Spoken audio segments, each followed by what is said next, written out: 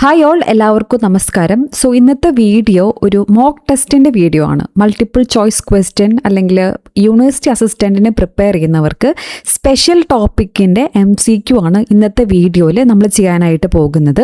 So ഇതിൻ്റെ ആൻസറും ഏറ്റവും related ആയിട്ടുള്ള ഫാക്ട്സ് എന്തെങ്കിലും കൺഫ്യൂഷൻസ് ഉണ്ടെങ്കിൽ അത് മാത്രമാണ് നമ്മൾ പറഞ്ഞു പോകുന്നത്.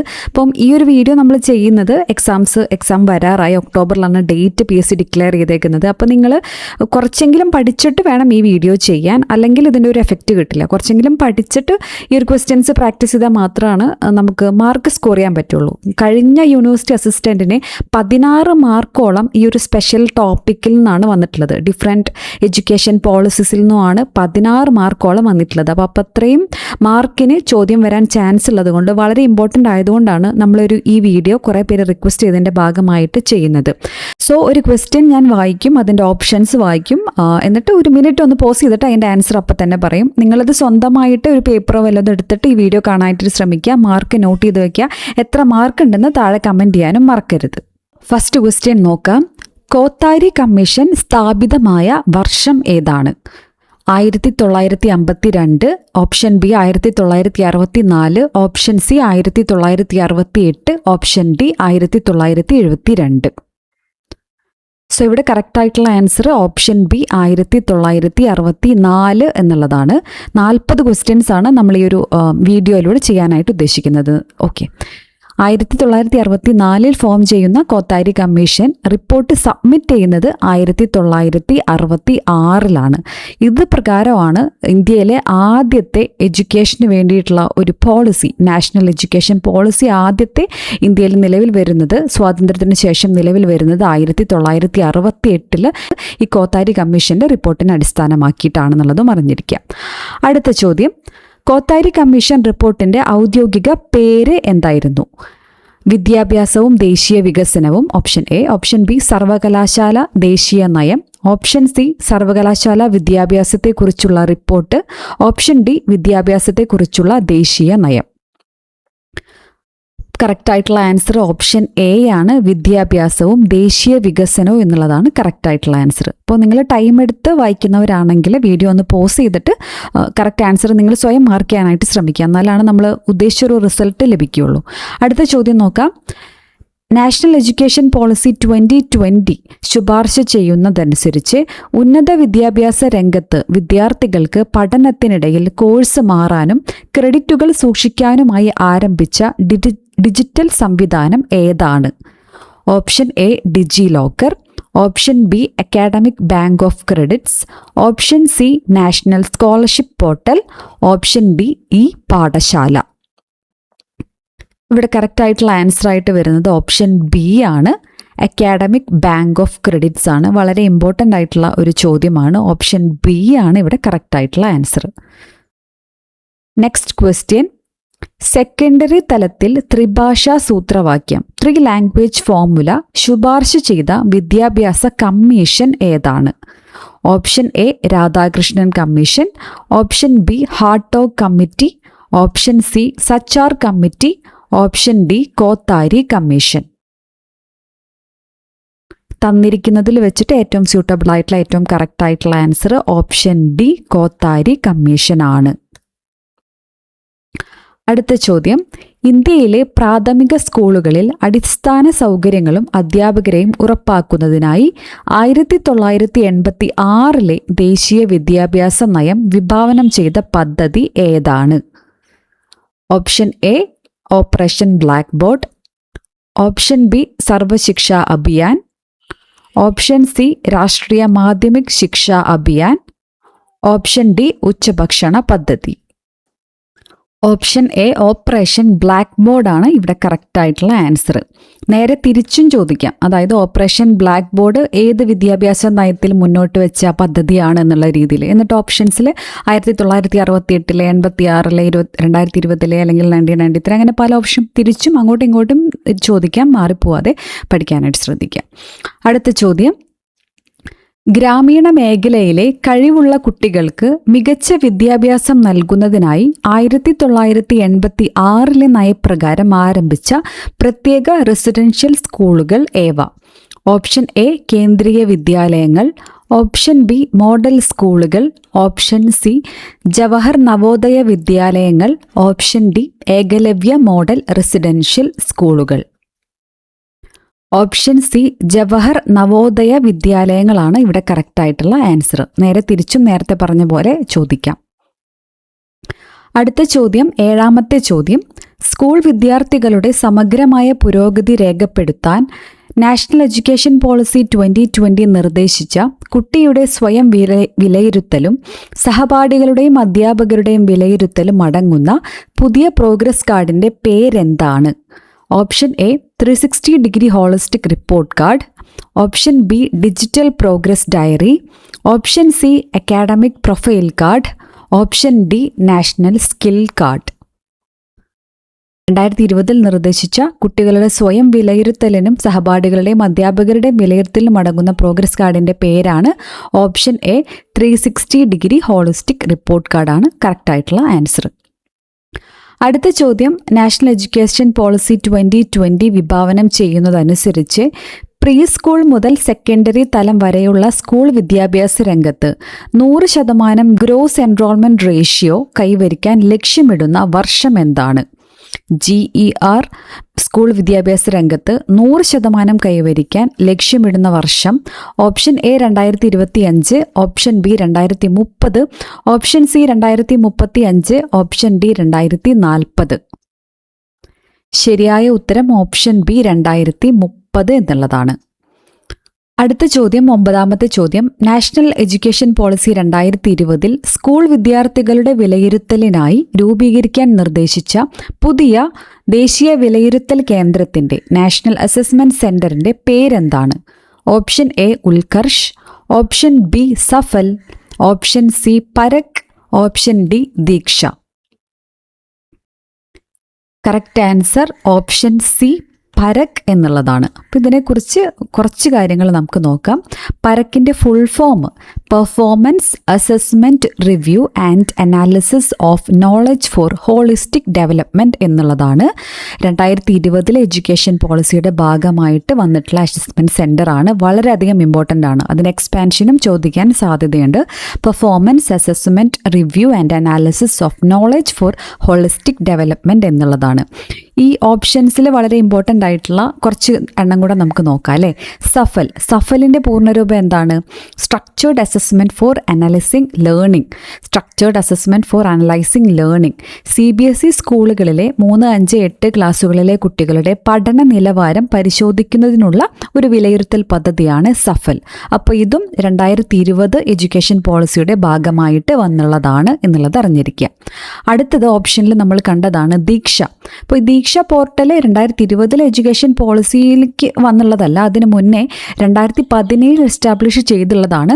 എന്നാൽ ഈ എഡ്യൂക്കേഷൻ പോളിസി 2020 വന്നതിന് ശേഷം അതിൻ്റെ അണ്ടറിലാക്കി മാറ്റിയിട്ടുണ്ട്. നമുക്ക് നോക്കാം. ദീക്ഷ പോർട്ടൽ ഭാരത സർക്കാർ ആരംഭിക്കുന്നത് 2017 എന്നാൽ നാഷണൽ എഡ്യൂക്കേഷൻ പോളിസി 2020 വന്നതിന് ശേഷം രാജ്യത്തെ ഒരു രാജ്യം ഒരു digital platform, one nation one digital platform എന്ന ലക്ഷ്യത്തോടെ സ്കൂൾ കണ്ടന്റുകൾക്കും അധ്യാപക പരിശീലനത്തിനുമുള്ള പ്രധാന പ്ലാറ്റ്ഫോമായി ഇതിനെ നയത്തിന്റെ ഭാഗമായി ഔദ്യോഗികമായി അംഗീകരിക്കുകയും വികസിപ്പിക്കുകയും ചെയ്തു.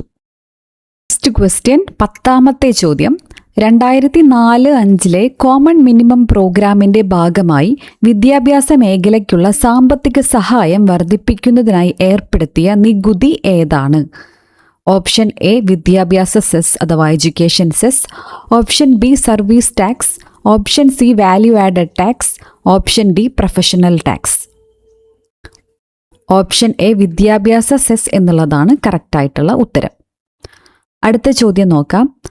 രാജ്യത്തുടനീളം ജാതി മത സാമ്പത്തിക വ്യത്യാസമില്ലാതെ എല്ലാ കുട്ടികൾക്കും ഒരേ നിലവാരത്തിലുള്ള വിദ്യാഭ്യാസം ലഭിക്കുന്നതിനായി അയൽപ്പക്ക സ്കൂൾ സമ്പ്രദായം കോമൺ അഥവാ നൈബർഹുഡ് സ്കൂൾ സിസ്റ്റം ശക്തമായി ശുപാർശ ചെയ്ത ആദ്യ വിദ്യാഭ്യാസ നയം ഏത്? ഓപ്ഷൻ എ ദേശീയ വിദ്യാഭ്യാസ നയം 1968, ഓപ്ഷൻ ബി ദേശീയ വിദ്യാഭ്യാസ നയം 1986, option C programme of action 1992, option D national curriculum framework 2005. So common school system എന്നൊരാശയം ആദ്യമായി മുന്നോട്ട് വെച്ച വിദ്യാഭ്യാസ നയം ഓപ്ഷൻ എ ദേശീയ വിദ്യാഭ്യാസ നയം 1968 എന്നുള്ളതാണ് കറക്റ്റായിട്ടുള്ള ഉത്തരം. അടുത്ത ചോദ്യം നോക്കാം. ദേശീയ വിദ്യാഭ്യാസ നയം 2020 അനുസരിച്ച് നിലവിലുള്ള 10+2 എന്ന സ്കൂൾ വിദ്യാഭ്യാസ ഘടനയ്ക്ക് പകരം കൊണ്ടുവന്ന പുതിയ ഘടന ഏതാണ്? Option A 5+3+3+4, option B 3+4+3+5, option C 5+4+3+2, option D 4+3+3+5. കറക്റ്റായിട്ടുള്ള ഉത്തരം ഓപ്ഷൻ എ 5+3+3+4 എന്നുള്ളതാണ്. അടുത്ത ചോദ്യം. ഗ്രാമീണ മേഖലയിലെ മിടുക്കരായ കുട്ടികൾക്ക് താമസിച്ചു പഠിക്കാൻ പാകത്തിൽ പേസ് സെറ്റിംഗ് സ്കൂളുകൾ എന്നറിയപ്പെടുന്ന ജവഹർ നവോദയ വിദ്യാലയങ്ങൾ ആരംഭിക്കാൻ നിർദ്ദേശിച്ച നയം ഏതാണ്? അപ്പം നമ്മൾ നേരത്തെ പറഞ്ഞിട്ടുണ്ടായിരുന്നു ക്വസ്റ്റ്യൻ ഏതാന്നുള്ള രീതിയിലും അല്ലെങ്കിൽ ഈ പദ്ധതി ഏത് നയത്തിൽ തുടങ്ങിയിട്ടുള്ളതാണ്, രണ്ട് രീതിയിലും ചോദിക്കാം. ദേശീയ വിദ്യാഭ്യാസ നയം 1968, ഓപ്ഷൻ ബി ദേശീയ വിദ്യാഭ്യാസ നയം 1986, option C Yashpal committee report 1993, common minimum programme 2005. ശരിയായ ഉത്തരം ഓപ്ഷൻ ബി ദേശീയ വിദ്യാഭ്യാസ നയം 1986 എന്നുള്ളതാണ്. അടുത്ത ചോദ്യം 14ാമത്തെ ചോദ്യം. സ്കൂളുകളിലെ പഠനം കുട്ടികൾക്ക് ഭാരമാകാതിരിക്കാൻ പ്രവേശന പരീക്ഷകളും ഇന്റർവ്യൂകളും ഒഴിവാക്കുക, ഹോംവർക്കുകൾ കുറയ്ക്കുക, പാഠപുസ്തകങ്ങളുടെ ഭാരം കുറയ്ക്കുക എന്നീ വിപ്ലവകരമായ നിർദ്ദേശങ്ങൾ മുന്നോട്ട് വെച്ച പദ്ധതി ഏതാണ്? Option A programme of action 1992, option B Yashpal committee report 1993, option C common minimum programme 2005, option D ദേശീയ വിദ്യാഭ്യാസ നയം 2020. ശരിയായ ഉത്തരം option B Yashpal committee report 1993 എന്നുള്ളതാണ്. ലേണിംഗ് വിത്തൗട്ട് ബേർഡൻ എന്ന പേരിലും കൂടെ അറിയപ്പെടുന്നത് ഈ ഒരു കമ്മിറ്റി റിപ്പോർട്ട് 1993 എന്നുള്ളതാണ്. 15ാമത്തെ ചോദ്യം. താഴെ പറയുന്നവയിൽ ഇന്ത്യയിലെ യൂണിവേഴ്സിറ്റി ഗ്രാന്റ്സ് കമ്മീഷന്റെ പ്രധാന ചുമതലകളിൽ പെടുന്നത് ഏതാണ്? ഓപ്ഷൻ എ ഉന്നത വിദ്യാഭ്യാസ സ്ഥാപനങ്ങൾക്ക് ഫണ്ടുകൾ അഥവാ ഗ്രാന്റ്സ് അനുവദിക്കുക, ഓപ്ഷൻ ബി ഉന്നത വിദ്യാഭ്യാസത്തിന്റെ ഗുണനിലവാരം നിശ്ചയിക്കുകയും നിലനിർത്തുകയും ചെയ്യുക, ഓപ്ഷൻ സി പുതിയ സർവകലാശാലകൾക്ക് അംഗീകാരം നൽകുക, ഓപ്ഷൻ ഡി മുകളിൽ പറഞ്ഞവയെല്ലാം. ശരിയായ ഉത്തരം ഓപ്ഷൻ ഡി മുകളിൽ പറഞ്ഞവയെല്ലാം എന്നുള്ളതാണ്. ഇതെല്ലാം UGCയുടെ പ്രധാന ചുമതലകളിൽ പെടുന്നത് തന്നെയാണ്. അടുത്ത ചോദ്യം 16ാമത്തെ ചോദ്യം. ഉന്നത വിദ്യാഭ്യാസ രംഗത്ത് വിദ്യാർത്ഥികൾക്ക് പഠിച്ചുകൊണ്ടിരിക്കുമ്പോൾ തന്നെ കോഴ്സ് നിർത്താനും പിന്നീട് എപ്പോൾ വേണമെങ്കിലും ബാക്കി വന്ന ഭാഗം പഠിക്കാനും സഹായിക്കുന്ന മൾട്ടിപ്പിൾ എൻട്രി ആൻഡ് എക്സിറ്റ് എന്നുള്ളൊരു സമ്പ്രദായം കൊണ്ടുവന്ന വിദ്യാഭ്യാസ പ്ലാൻ എന്താണ്? Option A programme of action 1992, option B common minimum programme 2005, option C ദേശീയ വിദ്യാഭ്യാസ നയം 2020, option D Yashpal committee report 1993. ശരിയായ ഉത്തരം ഓപ്ഷൻ സി ആണ്. ദേശീയ വിദ്യാഭ്യാസ നയം 2020 കൊണ്ടുവന്ന വളരെ ഇമ്പോർട്ടൻ്റ് ആയിട്ടുള്ള ഒരു പ്ലാനാണ് മൾട്ടിപ്പിൾ എൻട്രി ആൻഡ് എക്സിറ്റ് സമ്പ്രദായം. അതിനെക്കുറിച്ച് പറയുകയാണെങ്കിൽ വലിയൊരു മാറ്റമാണിത്. മുൻപ് ഒരു വിദ്യാർത്ഥി ബിരുദ പഠനത്തിൻ്റെ 2ാം വർഷം നിർത്തിയാൽ സർട്ടിഫിക്കറ്റ് ഒന്നും ലഭിക്കില്ലായിരുന്നു. എന്നാൽ പുതിയ ഈ ഒരു നയപ്രകാരം 1 വർഷം പൂർത്തിയാക്കിയാൽ സർട്ടിഫിക്കറ്റും 2 വർഷം പൂർത്തിയാക്കിയാൽ ഡിപ്ലോമയും 3 അല്ലെങ്കിൽ 4 വർഷം പൂർത്തിയാക്കിയാൽ ബാച്ചിലർ ഡിഗ്രിയും ലഭിക്കും. ഇതിനായി വിദ്യാർത്ഥികൾ നേടുന്ന മാർക്കുകൾ നമ്മൾ മുന്നേ ഒരു ചോദ്യത്തിൽ കണ്ട പോലെ തന്നെ അക്കാഡമിക് ബാങ്ക് ഓഫ് ക്രെഡിറ്റ്സ് എന്ന ഡിജിറ്റൽ ലോക്കറിൽ സൂക്ഷിക്കുകയും ചെയ്യും. 17ാമത്തെ ചോദ്യം നോക്കാം. ഇന്ത്യയിൽ സർവകലാശാല വിദ്യാഭ്യാസത്തിന് മേൽനോട്ടം വഹിക്കുന്ന യൂണിവേഴ്സിറ്റി ഗ്രാന്റ്സ് കമ്മീഷൻ ആദ്യമായി ഔദ്യോഗികമായി ഉദ്ഘാടനം ചെയ്യപ്പെട്ടത് ഏത് വർഷമാണ്? Option A 1947. ഇപ്പോൾ UGC ഉദ്ഘാടനം ചെയ്യപ്പെട്ട വർഷമാണ് ചോദ്യം. Option B 1950, option C 1953, option D 1956. Option C 1953 എന്നുള്ളതാണ് ശരിയായ ഉത്തരം. അങ്ങനെ വരുമ്പോൾ കൺഫ്യൂഷൻ പാടില്ല. നമുക്ക് നോക്കാം. 1953 ഡിസംബർ 28-നാണ് അന്നത്തെ വിദ്യാഭ്യാസ മന്ത്രിയായിരുന്ന മൗലാന അബ്ദുൽ കലാം ആസാദ് UGC ഔദ്യോഗികമായിട്ട് ഉദ്ഘാടനം ചെയ്തത്. 1953 ഡിസംബർ 28-ന്. അടുത്ത ചോദ്യം ഇതുമായിട്ട് ബന്ധപ്പെട്ട മറ്റൊരു ചോദ്യമാണ്. യൂണിവേഴ്സിറ്റി ഗ്രാന്റ്സ് കമ്മീഷൻ ഭാരത സർക്കാരിൻ്റെ കീഴിലുള്ള ഒരു സ്വയംഭരണ നിയമപരമായ സ്ഥാപനമായി സ്റ്റാറ്റ്യൂട്ടറി ബോഡിയായി മാറിയത് ഏത് വർഷമാണ്? 3 ഓപ്ഷൻസ് ഉള്ളൂ ഈ question. 1953 option A, option B 1956, option C 1960. ശരിയായ ഉത്തരം ഓപ്ഷൻ ബി 1956 അതെന്താണ് അങ്ങനെ നമുക്ക് നോക്കാം. 1953 വിദ്യാഭ്യാസ മന്ത്രിയായിരുന്ന മൗലാന അബ്ദുൽ കലാം ആസാദാണ് UGC ഇനോഗ്രേഷൻ നിർവഹിച്ചത് എന്ന് നമ്മൾ ഇതിനു മുന്നത്തെ ചോദ്യത്തിൽ കണ്ടു. എന്നാൽ ഇന്ത്യൻ പാർലമെന്റ് UGC ആക്ട് 1956 പാസ്സാക്കുന്നതോടുകൂടിയാണ് ഇതിന് പൂർണ്ണമായി നിയമപരമായ പദവിയും, അതായത് സ്റ്റാറ്റ്യൂട്ടറി ബോഡിയായിട്ട് മാറുന്നതും സ്വയം ഭരണാധികാരവും ലഭിച്ചത് 1956 UGC ആക്ട് പ്രകാരമാണ്. അടുത്ത ചോദ്യം നോക്കാം. 1986 ദേശീയ വിദ്യാഭ്യാസ നയം വിഭാവനം ചെയ്ത ലക്ഷ്യങ്ങളിൽ കൂടുതൽ ഫലപ്രദമായി നടപ്പിലാക്കുന്നതിനായി റിവൈസ്ഡ് പോളിസി ഫോർമുലേഷൻസ് വഴി മാറ്റങ്ങൾ വരുത്തിയ പദ്ധതി ഏതാണ്? Option A Kothari commission report, option B programme of action 1992, option C Yashpal committee report 1993, option D common minimum programme 2005. ശരിയായ ഉത്തരം പ്രോഗ്രാം ഓഫ് ആക്ഷൻ 1992 എന്നുള്ളതാണ്.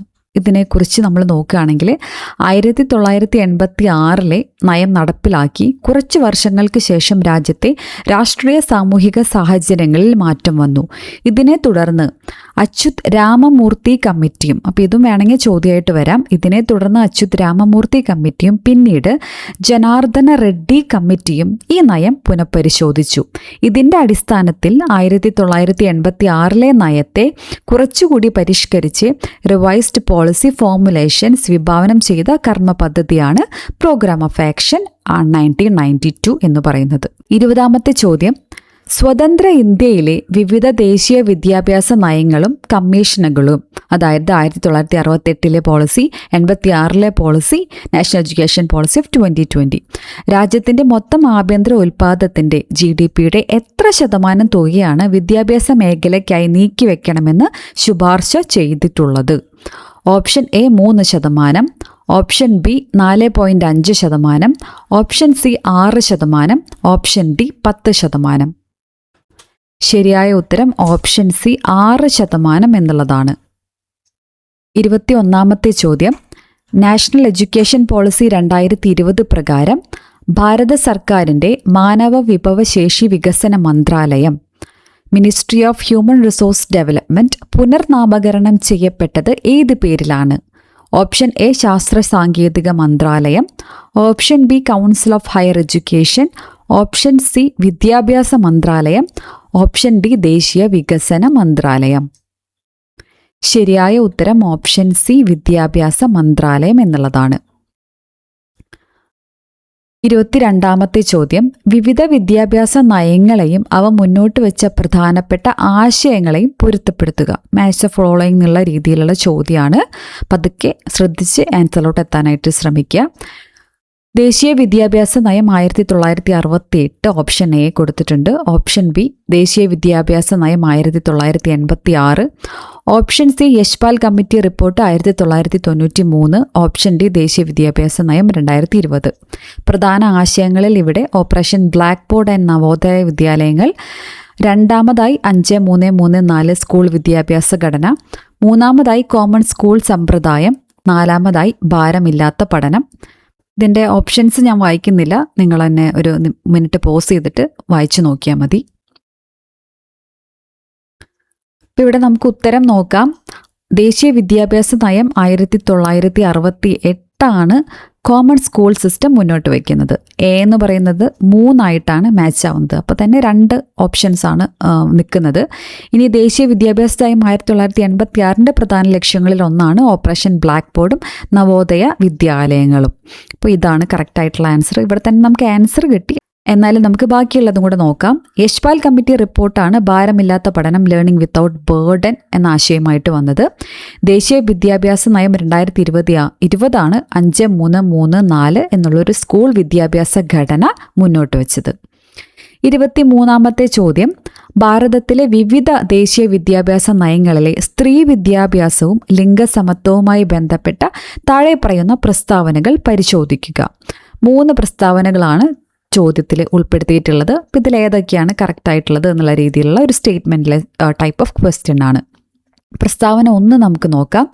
1986 ദേശീയ വിദ്യാഭ്യാസ നയത്തിൻ്റെ നിർദ്ദേശപ്രകാരം ഗ്രാമീണ മേഖലയിലെ സ്ത്രീകളുടെ വിദ്യാഭ്യാസത്തിനും ശാക്തീകരണത്തിനുമായി 1989 മഹിളാ സമഖ്യ പദ്ധതി ആരംഭിച്ചു.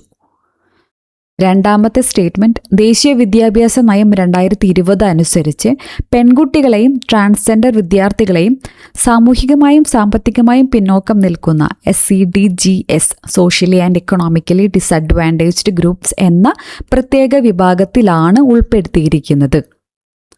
3ാമത്തെ സ്റ്റേറ്റ്മെൻറ്റ്, പെൺകുട്ടികൾക്കും ട്രാൻസ്ജെൻഡർ വിദ്യാർത്ഥികൾക്കും തുല്യവും ഗുണനിലവാരവുമുള്ളതുമായ വിദ്യാഭ്യാസം ഉറപ്പാക്കാൻ വിദ്യാലയങ്ങളിൽ ഭൗതിക സാഹചര്യങ്ങൾ മെച്ചപ്പെടുത്തുന്നതിനായി നാഷണൽ എഡ്യൂക്കേഷൻ പോളിസി 2020 ഒരു പ്രത്യേക ജെൻഡർ ഇൻക്ലൂഷൻ ഫണ്ട് രൂപീകരിക്കാൻ ശുപാർശ ചെയ്യുന്നു. ഇപ്പം ശുപാർശയാണ് മലയാളം നമ്മൾ പഠിക്കുമ്പോൾ അല്ലേ, ഇത് ജസ്റ്റ് ഇഗ്നോർ ചെയ്യാം. സോ ഇതിലേതൊക്കെയാണ് ഏറ്റവും അനുയോജ്യമായത്, ഏതൊക്കെയാണ് ശരിയായത്, ഏതൊക്കെയാണെന്നുള്ളതാണ് ഇവിടെ ചോദ്യം. എല്ലാതും ശരിയാണെന്നുള്ളതാണ് ഇവിടെ കറക്റ്റായിട്ടുള്ള ആൻസർ. ഓപ്ഷൻ ഡി ആണ് ശരിയായിട്ടുള്ള ആൻസർ. അപ്പോൾ ഇവിടെ അറിഞ്ഞിരിക്കേണ്ടത്, ഈ അറിയാത്ത ഫാക്ട്സ് ഏതെങ്കിലും ഉണ്ടെങ്കിൽ പ്രത്യേകം നോട്ട് ചെയ്യുക. 86 വിദ്യാഭ്യാസ നയത്തിൻ്റെ പ്രകാരം 89 മഹിളാ സമഖ്യ പദ്ധതി ആരംഭിക്കുന്നത് എന്നുള്ള പ്രത്യേകം നോക്കിയ സ്ത്രീകളും ട്രാൻസ്ജെൻഡർ വിദ്യാർത്ഥികളും അതുപോലെ SC/ST അങ്ങനെ വിഭാഗക്കാരാണ് SEDGS socially and economically disadvantage groups എന്ന ഒരു ഗ്രൂപ്പിൻ്റെ അണ്ടറിലാണ് വരുന്നത്. ജെൻഡർ ഇൻക്ലൂഷൻ ഫണ്ട് രൂപീകരിക്കാനായിട്ട് പുതിയ എഡ്യൂക്കേഷൻ പോളിസിയായ 2020 എഡ്യൂക്കേഷൻ പോളിസി ശുപാർശ ചെയ്യുന്നുണ്ട്. ഓക്കെ, 24ാമത്തെ ചോദ്യം, താഴെ പറയുന്നവയിൽ ദേശീയ വിദ്യാഭ്യാസ നയം 2020 5 അടിസ്ഥാന തൂണുകൾ അഥവാ 5 ഫൗണ്ടേഷണൽ പില്ലേഴ്സിൽ ഉൾപ്പെടാത്തത് ഏതാണ്? Access, equity, commercialisation, affordability. ഇതിലേതാണ് ഉൾപ്പെടാത്തത് എന്നുള്ളതാണ് ചോദ്യം. ഓപ്ഷൻ സി ആണ് ഉൾപ്പെടാത്തത്, കച്ചവടവൽക്കരണം അഥവാ കൊമേഴ്ഷ്യലൈസേഷൻ. 5 ഫൗണ്ടേഷണൽ പില്ലേഴ്സ് നമുക്ക് നോക്കാം. അതിൽ വരുന്നതാണ് ആക്സസും ഇക്വിറ്റിയും അഫോർഡബിലിറ്റിയും ഒക്കെ. നാഷണൽ എഡ്യൂക്കേഷൻ പോളിസി 2020 5 പ്രധാന തൂണുകൾ അല്ലെങ്കിൽ പില്ലേഴ്സാണ് access, equity, quality, affordability and accountability. Okay, അപ്പോൾ അതൊന്ന് നോട്ട് ചെയ്ത് വയ്ക്കാം. ഇനി കഴിഞ്ഞ ഏറ്റവും റീസെൻ്റായിട്ട് നടന്നിട്ടുള്ള യൂണിവേഴ്സിറ്റി അസിസ്റ്റൻറ്റിന് ചോദിച്ചിട്ടുള്ള അതേ ചോദ്യങ്ങളാണ്, അതും കൂടെ നമുക്ക് പ്രാക്ടീസ് ചെയ്യാം. അപ്പോൾ അവിടെ നമുക്ക് ആദ്യത്തെ ചോദ്യം നമുക്ക് നോക്കാം. കോത്താരി കമ്മീഷൻ റിപ്പോർട്ട് നമ്മൾ ഓൾറെഡി ഡിസ്കസ് ചെയ്തതാണ്. PSCയും ചിലപ്പോൾ ക്വസ്റ്റ്യൻ റിപ്പീറ്റ് ചെയ്യാണ്ടല്ലോ, അതുപോലെ നമ്മളൊരു ക്വസ്റ്റ്യൻ റിപ്പീറ്റ് ചെയ്തിട്ടതാണ്. കോത്താരി കമ്മീഷൻ റിപ്പോർട്ട് ഡാഷ് എന്നായിരുന്നു. ഓപ്ഷൻ എ ഭാവി ഇന്ത്യക്കുള്ള വിദ്യാഭ്യാസം, ഓപ്ഷൻ ബി വിദ്യാഭ്യാസത്തിൻ്റെ വൈവിധ്യവൽക്കരണം, ഓപ്ഷൻ സി വിദ്യാഭ്യാസവും ദേശീയ വികസനവും, ഓപ്ഷൻ ഡി ജനാധിപത്യത്തിൽ വിദ്യാഭ്യാസവും സാമൂഹികവൽക്കരണവും. ഓപ്ഷൻ സി വിദ്യാഭ്യാസവും ദേശീയ വികസനവും എന്നുള്ളതാണ് ഇവിടെ കറക്റ്റായിട്ടുള്ള ആൻസർ. അടുത്ത ചോദ്യം, സെക്കൻഡറി എഡ്യൂക്കേഷണൽ കമ്മീഷൻ 1952 ശുപാർശ ചെയ്ത സെക്കൻഡറി വിദ്യാഭ്യാസത്തിൻ്റെ പുതിയ സംഘടനാ പാറ്റേണിൽ ഡാഷ് ഉൾപ്പെടുന്നു. 1ാമത്തെ സ്റ്റേറ്റ്മെൻറ്റ്, സെക്കൻഡറി വിദ്യാഭ്യാസം 7 വർഷമായിരിക്കണം. 2ാമത്തെ, സെക്കൻഡറി വിദ്യാഭ്യാസം 11 മുതൽ 17 വർഷം വരെയുള്ള കുട്ടികൾക്കുള്ളതായിരിക്കണം. 3ാമത്തെ സ്റ്റേറ്റ്മെൻറ്റ്, സെക്കൻഡറി വിദ്യാഭ്യാസം ഇൻ്റർമീഡിയറ്റ് കോളേജ് അവസാനിപ്പിച്ച് 11ാം ക്ലാസ് സെക്കൻഡറി സ്കൂളുകളുമായും 12ാം ക്ലാസ് BAയുമായി ലയിപ്പിക്കാൻ നിർദ്ദേശിച്ചു. 4ാമത്തെ, ഡിഗ്രി കോഴ്സ് 3 വർഷമായിരിക്കണം. 1 മാത്രം ശരിയാണ്, 1, 2ഉം ശരിയാണ്, 1, 2, 3 എന്നിവ ശരിയാണ്. മുകളിൽ പറഞ്ഞവയെല്ലാം ശരിയാണ്. ഓപ്ഷൻ ഡി ആണ് ശരിയായിട്ടുള്ള ഉത്തരം. ഇതെല്ലാം 1952 സെക്കൻഡറി എഡ്യൂക്കേഷൻ കമ്മീഷൻ ശുപാർശ ചെയ്ത കാര്യങ്ങൾ തന്നെയാണ്. 57-ാമത്തെ ചോദ്യം, താഴെ പറയുന്നവയിൽ ഏതനുസരിച്ചാണ് 1 മുതൽ 10 വരെ ക്ലാസ്സുകളിൽ ഗണിതം മാത്സ് നിർബന്ധമാക്കിയത്? Option A Indian education commission 1964, option B secondary education commission 1952, option C ദേശീയ വിദ്യാഭ്യാസ നയം 1986, ഓപ്ഷൻ ഡി യശ്പാൽ കമ്മിറ്റി ഭാരമില്ലാതെ പഠനം 1993. മാത്സ് നിർബന്ധമാക്കിയത് option A Indian education commission 1964 അഥവാ കോത്താരി കമ്മീഷനാണ് ശരിയായിട്ടുള്ള ഉത്തരം. അടുത്ത ചോദ്യം, ദേശീയ വിജ്ഞാന കമ്മീഷൻ 2005 പ്രധാന ശുപാർശകളിൽ ഒന്ന് 1500 സർവകലാശാലകൾ സ്ഥാപിക്കുക എന്നതായിരുന്നു. ഇത് ഡാഷ് എന്നിനുള്ളതായിരുന്നു. ഓപ്ഷൻ എ കൂടുതൽ അധ്യാപന ജോലികൾ സൃഷ്ടിക്കുക, ഓപ്ഷൻ ബി ഗ്രാമപ്രദേശങ്ങളിൽ നിന്ന് നഗരങ്ങളിലേക്കുള്ള വിദ്യാർത്ഥികളുടെ വർദ്ധിച്ചുവരുന്ന ചലനം സാധ്യമാക്കുക, ഓപ്ഷൻ സി സ്വകാര്യമായി കൈകാര്യം ചെയ്യുന്ന സ്വകാര്യ ഉന്നത വിദ്യാഭ്യാസ സ്ഥാപനങ്ങൾക്ക് പകരം പൊതുസ്ഥാപനങ്ങൾ സ്ഥാപിക്കുക, ഓപ്ഷൻ ഡി ഉന്നത വിദ്യാഭ്യാസത്തിൽ വിദ്യാർത്ഥികളുടെ പ്രവേശനം വർദ്ധിക്കുന്നത് ഉറപ്പാക്കുക. ശരിയായിട്ടുള്ള ഉത്തരം ഓപ്ഷൻ ഡി ആണ്. ഉന്നത വിദ്യാഭ്യാസത്തിൽ വിദ്യാർത്ഥികളുടെ പ്രവേശനം വർദ്ധിക്കുന്നത് ഉറപ്പാക്കുക എന്നുള്ളതാണ്. അടുത്ത ചോദ്യം, അപ്പം നമ്മളുടെ പ്രകാരം ഇതിൻ്റെ 29-ാമത്തെ ചോദ്യമായിട്ട് വരും കേട്ടോ. 29, ദേശീയ വിദ്യാഭ്യാസ നയം 2020 പശ്ചാത്തലത്തിൽ മൂല്യനിർണ്ണയം സംബന്ധിച്ച താഴെ പറയുന്ന പ്രസ്താവനകളിൽ ഏതാണ് ശരി? ഓപ്ഷൻ എ വിദ്യാർത്ഥികളെ മറ്റുള്ളവരുമായി താരതമ്യം ചെയ്യുന്ന റിപ്പോർട്ട് കാർഡുകൾ തയ്യാറാക്കാൻ അധ്യാപകരെ പ്രോത്സാഹിപ്പിക്കുന്നു, ഓപ്ഷൻ ബി സ്റ്റാൻഡേർഡ് ടെസ്റ്റിലൂടെ വിദ്യാർത്ഥികളുടെ വസ്തുനിഷ്ഠത പരിശോധിക്കാൻ നിർദ്ദേശിക്കുന്നു, ഓപ്ഷൻ സി പോർട്ട്ഫോളിയോകളും റബ്രിക്സുകളും ഉൾപ്പെടെയുള്ള വിവിധ രീതികൾ ഉപയോഗിച്ച് വിദ്യാർത്ഥികളുടെ സമഗ്രമായ വിലയിരുത്തൽ നിർദ്ദേശിക്കുന്നു, ഓപ്ഷൻ ഡി സംഗ്രഹ രീതികളുടെ ഉപയോഗം പ്രോത്സാഹിപ്പിക്കുന്നു. ഇവിടെ ശരിയായ ഉത്തരം ഓപ്ഷൻ സി ആണ്. പോർട്ട്ഫോളിയോകളും റബ്രിക്സുകളും ഉൾപ്പെടെയുള്ള വിവിധ രീതികൾ ഉപയോഗിച്ച് വിദ്യാർത്ഥികളുടെ സമഗ്രമായ വിലയിരുത്തലുകൾ നിർദ്ദേശിക്കുന്നു. 30-ാമത്തെ ചോദ്യം, ഏത് വിദ്യാഭ്യാസ കമ്മീഷനാണ് സ്ത്രീകളുടെ വിദ്യാഭ്യാസത്തിന് ഊന്നൽ നൽകിയത്? സ്ത്രീകളുടെയും പുരുഷന്മാരുടെയും വിദ്യാഭ്യാസത്തിന് പൊതുവായ അനേകം ഘടകങ്ങൾ ഉണ്ടായിരിക്കണം, എന്നാൽ പൊതുവായി ഇന്നത്തെ പോലെ എല്ലാ കാര്യങ്ങളിലും ഒരുപോലെ ആയിരിക്കരുത്. Option A Anandakrishnan commission, option B Radhakrishnan commission, option C Mudaliar commission, option D Kothari commission. Option B Radhakrishnan commission എന്നുള്ളതാണ് ശരിയായിട്ടുള്ള ഉത്തരം. 1952 സെക്കൻഡറി എഡ്യൂക്കേഷൻ കമ്മീഷൻ ശുപാർശയിൽ താഴെ പറയുന്നതിൽ ഏതാണ് ഏറ്റവും കുറഞ്ഞ പ്രാധാന്യം ലഭിച്ചത്? ഓപ്ഷൻ എ സ്ത്രീ വിദ്യാഭ്യാസം, ഓപ്ഷൻ ബി സാങ്കേതിക വിദ്യാഭ്യാസം, ഓപ്ഷൻ സി കാർഷിക വിദ്യാഭ്യാസം, ഓപ്ഷൻ ഡി ശിശു കേന്ദ്രീകൃത വിദ്യാഭ്യാസം. ഓപ്ഷൻ എ ആണ് ശരിയായിട്ടുള്ള ഉത്തരം. അടുത്ത ചോദ്യം, 32-ാമത്തെ ചോദ്യം, താഴെ പറയുന്നവയിൽ കോത്താരി കമ്മീഷന്റെ ശുപാർശ അല്ലാത്തത് ഏതാണ്? ഓപ്ഷൻ എ എല്ലാ കുട്ടികൾക്കും വിദ്യാഭ്യാസ അവസരങ്ങൾ തുല്യത ഉറപ്പാക്കുന്നതിനുള്ള പൊതു സ്കൂൾ സംവിധാനം, ഓപ്ഷൻ ബി ദേശീയ GDP-യുടെ 6% വിദ്യാഭ്യാസത്തിൽ നിക്ഷേപിക്കണം, ഓപ്ഷൻ സി വിദ്യാഭ്യാസത്തിന്റെ 10-2-3 എന്നുള്ള ഘടന, ഓപ്ഷൻ ഡി പഠനത്തിന്റെ ഏറ്റവും കുറഞ്ഞ തലങ്ങൾ. ശരിയായിട്ടുള്ള ഉത്തരം ഓപ്ഷൻ ഡി പഠനത്തിന്റെ ഏറ്റവും കുറഞ്ഞ തലങ്ങൾ. നമ്മൾ മുന്നേ പല ക്വസ്റ്റ്യൻസിലായിട്ട് പറഞ്ഞതുമാണ്. ഈ ഫാക്ട്സ് ഒക്കെ ഇമ്പോർട്ടൻ്റ് ആണ്. 33-ാമത്തെ ചോദ്യം നമ്മുടെ ഓർഡർ പ്രകാരം, വിദ്യാഭ്യാസത്തിന്റെ പ്രധാന ലക്ഷ്യങ്ങളിൽ ഒന്നായി സാമൂഹികവും ദേശീയവുമായ ഏകീകരണം ശക്തിപ്പെടുത്തുന്നത് ഏത് കമ്മീഷൻ അംഗീകരിച്ചു? ഓപ്ഷൻ എ ദേശീയ വിദ്യാഭ്യാസ നയം 1986, education commission of India 1964-66, option C പുതുക്കിയ ദേശീയ വിദ്യാഭ്യാസ നയം 1992, ഓപ്ഷൻ ഡി സെക്കൻഡറി വിദ്യാഭ്യാസ കമ്മീഷൻ 1952-53. ശരിയായ ഉത്തരം എഡ്യൂക്കേഷൻ കമ്മീഷൻ ഓഫ് ഇന്ത്യ 1964-66 എന്നുള്ളതാണ്. 64-ാമത്തെ നമ്മുടെ പ്രകാരം 34-ാമത്തെ ചോദ്യം, രാധാകൃഷ്ണൻ കമ്മീഷൻ അനുസരിച്ച് ഉന്നത വിദ്യാഭ്യാസത്തിന്റെ ലക്ഷ്യത്തിൽ ഡാഷ് ഉൾപ്പെടുന്നില്ല. രാഷ്ട്രീയം, ഭരണം, വ്യവസായം, വാണിജ്യം എന്നിവയിൽ തങ്ങളുടെ സംഭാവനകൾ നൽകാൻ കഴിയുന്ന മഹത്തായ വ്യക്തിത്വങ്ങളെ വളർത്തിയെടുക്കുക, ജനാധിപത്യ മൂല്യങ്ങളും സമാധാനവും ഐക്യവും വികസിപ്പിക്കുക, സെക്കൻഡറി വിദ്യാഭ്യാസം പരിഷ്കരിക്കുന്നതിന് സെക്കൻഡറി ഉന്നത വിദ്യാഭ്യാസത്തിൻ്റെ സംയോജനം ഉൾപ്പെടാത്തതാണ് ചോദ്യം. സെക്കൻഡറി വിദ്യാഭ്യാസം പരിഷ്കരിക്കുന്നതിന് എന്നുള്ളതാണ് ഇവിടെ ശരിയായിട്ടുള്ള ഉത്തരം. അടുത്ത ചോദ്യം 35-ാമത്തെ, ഇതിൽ 65-ാമത്തെ, നമ്മുടെ 35-ാമത്തെ ചോദ്യം 1944-45 സർജൻ റിപ്പോർട്ടത്തിന്റെ അടിസ്ഥാനത്തിൽ രൂപീകരിച്ച UGC കമ്മിറ്റിയുടെ കീഴിൽ വരുന്ന 3 സർവകലാശാലകൾ ഏതാണ്?